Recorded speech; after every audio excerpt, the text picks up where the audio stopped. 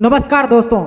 भारत के संसदीय इतिहास में आज एक ऐसा मोड़ आया जिसकी कल्पना शायद किसी ने भी नहीं की थी।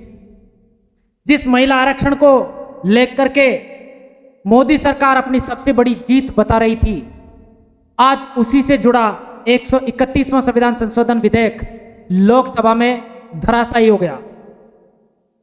हैरानी की बात तो यह रही कि इस बिल के पक्ष में 298 वोट पड़े और विपक्ष में सिर्फ 230, और फिर भी यह बिल पास नहीं हो पाया। अब आप सोच रहे होंगे कि पक्ष में ज्यादा पड़े हैं, विपक्ष में कम पड़े हैं, फिर फेल कैसे हो गया, पास क्यों नहीं हुआ? तो आखिर सदन में गणित में सरकार से कहां चूक हो गई?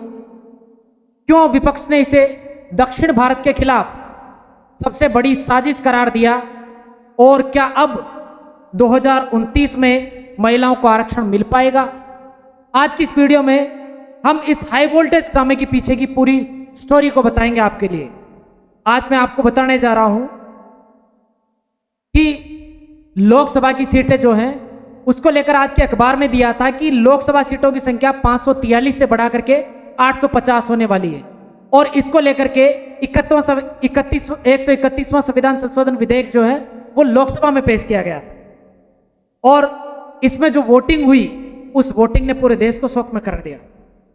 आज सुबह तक जो लोग जश्न मना रहे थे महिला आरक्षण विधेयक को लेकर के, अब वो माथा पीट रहे हैं इसके पीछे की रीजन क्या है।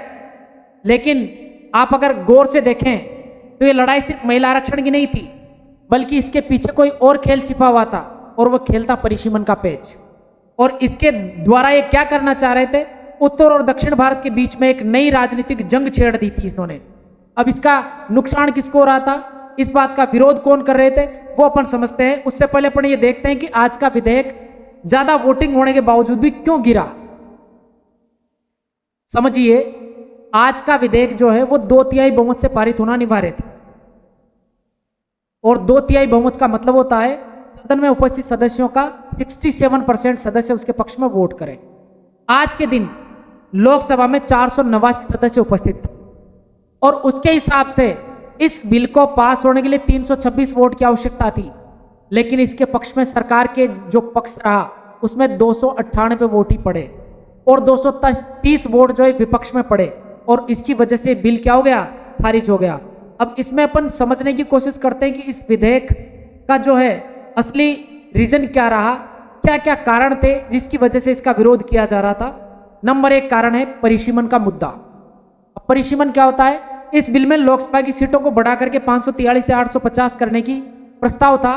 तो दक्षिण भारत के राज्यों का मानना था कि हमने हमारे स्टेट्स के अंदर जनसंख्या नियंत्रण के मामले में बहुत अच्छा परफॉर्म किया है, यानी कि हमारी जनसंख्या की जो वृद्धि दर है वो कम रही है, जबकि उत्तर भारतीय राज्यों की वृद्धि दर जनसंख्या की वो ज्यादा रही है।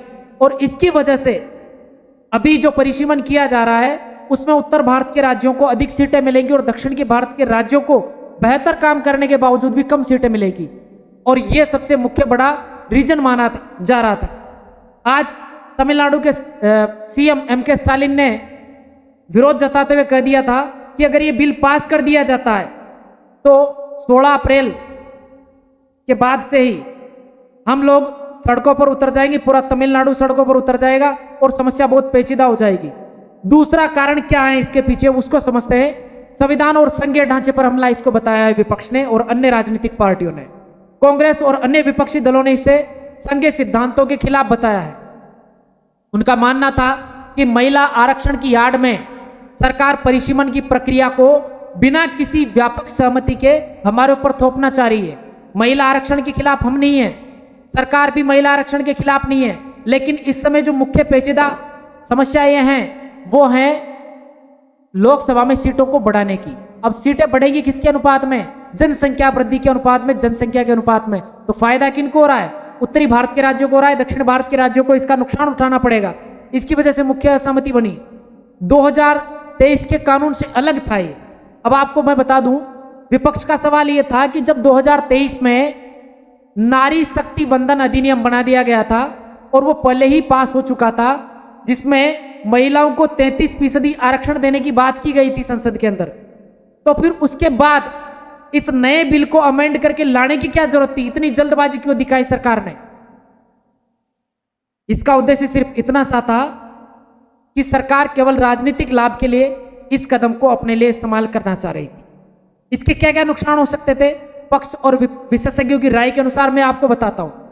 इससे राज्यों के बीच में असंतुलन बढ़ता, यानी कि दक्षिण भारत के जो स्टेट्स थे जैसे तमिलनाडु, केरल और कर्नाटक, उनको इस बात का डर था कि लोकसभा में उनकी हिस्सेदारी घट जाएगी, क्योंकि उत्तर भारत में जनसंख्या वृद्धि दर अधिक रही है। जब 850 सीट्स रहेगी तो अब जो नई सीट्स ऐड होने जा रही थी उनमें ज्यादा सीट्स किनको मिलेगी, उत्तर भारत के राज्यों को, और दक्षिण भारत के राज्यों को इसका नुकसान उठाना पड़ रहा था। इसकी वजह से उन्होंने इस बात का विरोध किया था और राज्यों के बीच में वास्तव में असंतुलन पैदा होता, और सरकार यही चाहती थी, क्योंकि सरकार को ये मालूम है दक्षिण के भारत के राज्यों के अंदर बीजेपी की सरकारें बनाना बहुत मुश्किल काम है, टेढ़ी खीर है, जबकि उत्तर भारत के राज्यों में बीजेपी सरकार बनाना बहुत आसान है। इसके कारणों को आप अच्छे तरीके से समझते हैं। दक्षिण भारत के राज्यों की जनसंख्या या जनता जो है बहुत ज्यादा शिक्षित है, वो विकास को वोट देती है, विनाश को वोट नहीं देती है। आप अच्छे तरीके से समझते हैं इस बात को।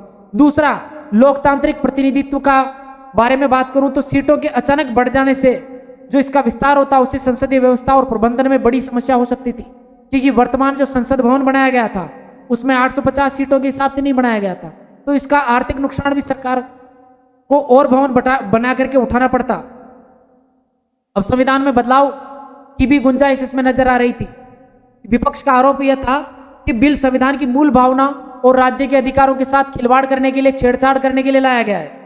अब आगे क्या होना चाहिए, क्या हो सकता है, तो 2023 का कानून लागू है। इस समय सरकार ने तकनीकी रूप से 16 अप्रैल 2026 को ही पुराने कानून जो महिला आरक्षण विधेयक था उसकी अधिसूचना जारी कर दी थी, यानी कि वो लागू था। अब देरी की संभावना क्या रहेगी, इसमें आगे जाकर के क्या दिक्कतें होंगी, क्योंकि नया संशोधन जो आज पेश किया गया था, जो प्रक्रिया को तेज करने के लिए लाया गया था, वो गिर गया है। अब महिला आरक्षण लागू होने में देरी हो सकती है, क्योंकि पुराने कानून के अनुसार आरक्षण जो है महिलाओं को दिया जाने वाला था वो जनगणना और परिसीमन के बाद मिल पाएगा। अब 2030 तक इसको खींचा जा सकता है।